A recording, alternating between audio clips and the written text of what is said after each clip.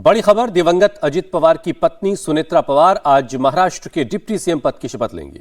शपथ ग्रहण समारोह आज शाम 5 बजे मुंबई के राजभवन में होगा। इस समारोह से पहले दोपहर 2 बजे एनसीपी अजित गुट की सेंट्रल लेजिस्लेटिव पार्टी की मीटिंग होगी। इस मीटिंग में पार्टी के सभी विधायक और सांसद मौजूद रहेंगे।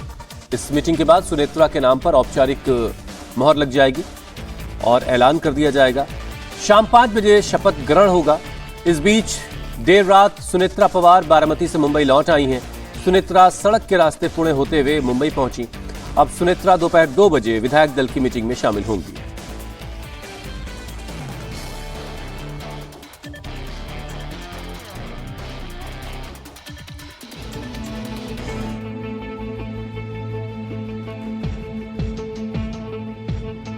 परिवार पर गम की परछाई के बीच आज सुनेत्रा पवार इतिहास रचने वाली हैं।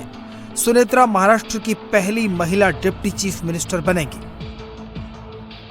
पति अजित पवार के निधन के बाद अब परिवार और पार्टी दोनों की जिम्मेदारी सुनेत्रा के कंधों पर आ गई है। एनसीपी के अजित गुट के नेता पार्टी लाइन में कोई कंफ्यूजन नहीं रखना चाहते, इसलिए अजित पवार के निधन के 24 घंटे के अंदर ही पार्टी के सीनियर लीडर एक्टिव हो गए और शुक्रवार देर शाम इसका फैसला भी हो गया। सुनेत्रा के नाम के ऐलान से पहले अमरावती से लेकर मुंबई तक मीटिंग्स का दौर चला। कवायद शुक्रवार सुबह 11 बजे तब शुरू हुई जब एनसीपी नेता डिप्टी सीएम और विभागों की मांग को लेकर सीएम देवेंद्र फडणवीस से मिलने उनके घर वर्षा बंगले पहुंचे। इन नेताओं में प्रफुल्ल पटेल, छगन भुजबल और सुनील तटकरे शामिल थे। ये मीटिंग आधे घंटे तक चली। इसके बाद शाम 6 बजे अजित की पत्नी सुनेत्रा पवार ने नरेश अरोड़ा को राजनीतिक सलाह के लिए बारामती बुलाया। नरेश अरोड़ा अजित पवार के चुनावी रणनीतिकार थे। उनकी संस्था डिजाइन बॉक्स एनसीपी के लिए काम करती है। इस मीटिंग के बाद रात 8 बजे नरेश अरोड़ा बारामती से मुंबई के लिए रवाना हुए। इसके बाद ही खबर आई कि सुनेत्रा डिप्टी सीएम बनने के लिए राजी हो गई हैं। सीएम साहब से जो है हम लोग गए थे, प्रफुल्ल भाई, तटकरे, मैं और मुंडे, कल भी हम मिले थे उनको रात को।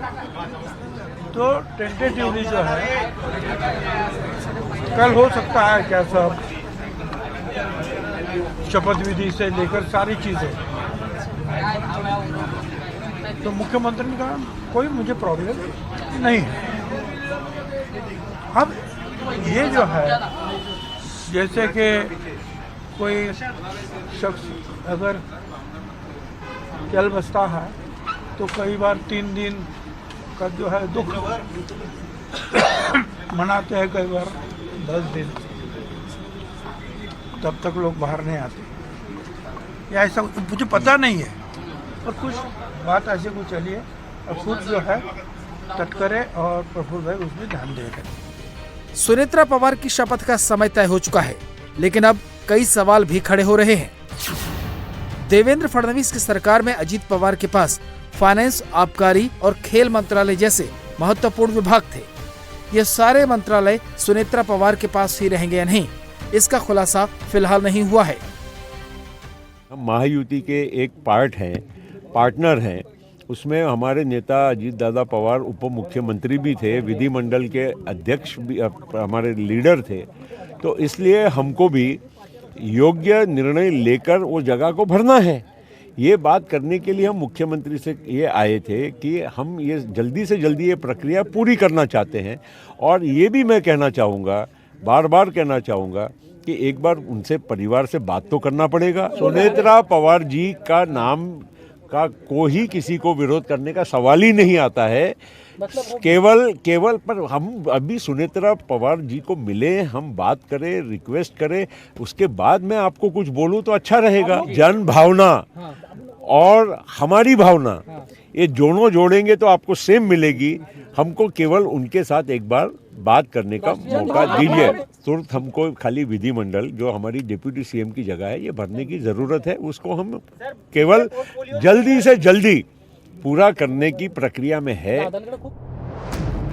माना जा रहा है कि आगामी बजट को देखते हुए वित्त मंत्रालय देवेंद्र फडणवीस के पास रह सकता है, लेकिन सुनेत्रा के नाम पर उन्होंने सारी गेंद एनसीपी के पाले में डाल दी है।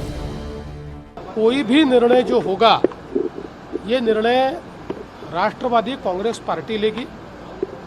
राष्ट्रवादी कांग्रेस पार्टी जो निर्णय लेगी हम उसके साथ खड़े रहेंगे, चाहे वो अजीत पवार जी का परिवार हो या राष्ट्रवादी कांग्रेस पार्टी हो। इनके साथ पूरी ताकत के साथ सरकार के रूप में और भारतीय जनता पार्टी के रूप में हम खड़े। अजीत पवार के निधन के फौरन बाद एनसीपी शरद गुट के नेता दावा करने लगे कि पूर्व डिप्टी सीएम एनसीपी के दोनों गुटों के विलय की बातचीत लगभग पूरी कर चुके थे। इन चर्चाओं के बीच अजीत गुट के नेता ने सुनेत्रा के नाम पर मोहर लगाकर पार्टी को अटकलों से बचाने की कोशिश की है। पति के निधन के बाद इतनी बड़ी जिम्मेदारी संभालने जा रही सुनेत्रा पवार का जन्म 18 अक्टूबर 1963 को उस्मानाबाद में एक मराठा परिवार में हुआ। उनके पिता पद्म सिंह पाटिल महाराष्ट्र सरकार में मंत्री रह चुके थे और शरद पवार से उनके परिवार की पुरानी दोस्ती और नजदीकी रही है। अजीत और सुनेत्रा के 2 बेटे हैं, जिनमें से पार्थ पवार राजनीति में सक्रिय हैं, जबकि जय पवार कारोबार संभालते हैं। सुनेत्रा राजनीति में आने से पहले समाज सेवा, पर्यावरण संरक्षण और ग्रामीण विकास के कामों में सक्रिय थी। Sunetra environmental forum of India की सीईओ और बारामती हाईटेक टेक्सटाइल पार्क जैसी परियोजनाओं की चेयरपर्सन रह चुकी हैं। 2024 में उन्होंने पहली बार चुनावी राजनीति में कदम रखा और बारामती लोकसभा सीट से एनसीपी अजीत गुट की उम्मीदवार बनी, लेकिन अपनी ननद सुप्रिया सुले से हार गई। इसके बाद जून 2024 में उन्हें राज्यसभा में निर्विरोध चुना गया। सुनेत्रा पवार के ऊपर पार्टी की कमान संभालने की भी जिम्मेदारी आ गई है। सुनेत्रा डिप्टी सीएम बनने के साथ साथ एनसीपी अजीत गुट की कमान भी संभालेंगे। साथ ही उनके बेटे पार्थ को राज्यसभा भेजने पर लगभग मोहर लग चुकी है। सुनेत्रा पवार के नाम का ऐलान जिस तेजी से हुआ है, वो उद्धव गुट और कांग्रेस को पसंद नहीं आ रहा। एनसीपी शरद गुट के नेता भी चाहते हैं कि सुनेत्रा की शपथ से पहले दोनों गुटों के मर्जर पर फाइनल बात हो जाए। डिप्टी सीएम कौन बनेगा, ये कौन बनेगा, ये वक्त नहीं है, उचित वक्त नहीं है। इसके बारे में सब माननीय शरद पवार साहब, हमारी बहनी सुनेत्रा बहनी, बेटे पार्थ पवार, जय पवार, उनके बाकी परिवार के लोग इकट्ठा बैठेंगे कुछ दिन के बाद में, और इकट्ठा बैठ के चर्चा करके किस दिशा में, क्योंकि अजीत दादा की ये दिल से इच्छा थी कि दोनों पार्टी इकट्ठा आना चाहिए, और इस प्रकार की उनके साथ में काफी हमारी चर्चा भी हुई थी, हमारे नेताओं की, हमारी सबकी।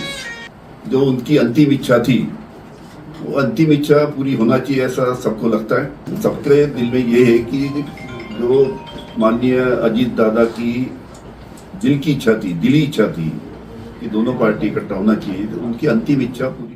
इस विषय पर अभी बोलना अमानवीय है। अगर किसी ने ये मुद्दा उठाया है तो उनमें इंसानियत नहीं है, भले ही वो उनकी पार्टी के मंत्री हों या विधायक। उस महिला ने अपना पति खोया है, परिवार ने अपना मुखिया खोया है, उनकी आंखों के आंसू अभी तक सूखे नहीं हैं।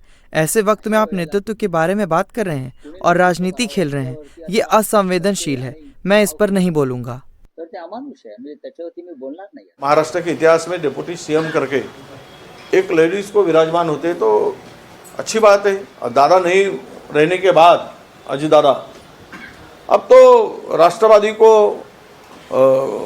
हर तरह से तोड़ने की भी कोशिश हो जाएगी। पश्चिम महाराष्ट्र को एक सेकुलर नेता के रूप में अजीत दादा ने अच्छी तरह संभाला था। अभी तो पश्चिम महाराष्ट्र में घुसने के लिए भाजपा को तो रास्ता क्लियर हो गया है, तो इसीलिए उनको कमजोर करने के लिए हो सकता है फाइनेंस भी निकाल लेंगे। शरद गुट के नेता भले ही मर्जर पर जोर डाल रहे हों, लेकिन अजीत गुट के लीडर पहले सुनेत्रा को शपथ दिलवाकर मजबूती हासिल करना चाहते हैं। इस समय महाराष्ट्र विधानसभा में एनसीपी अजीत गुट के 41 विधायक हैं, जबकि बीजेपी के 132 और शिवसेना शिंदे के 57 विधायक हैं। वहीं शिवसेना उद्धव गुट के 20, कांग्रेस के 16, एनसीपी शरद गुट के 10 विधायक हैं। एनसीपी का अजीत गुट सरकार में सहयोगी है। फडणवीस ने सुनेत्रा को खुला समर्थन देकर बता दिया है कि वो विरोधियों को कोई चांस देने के मूड में नहीं है।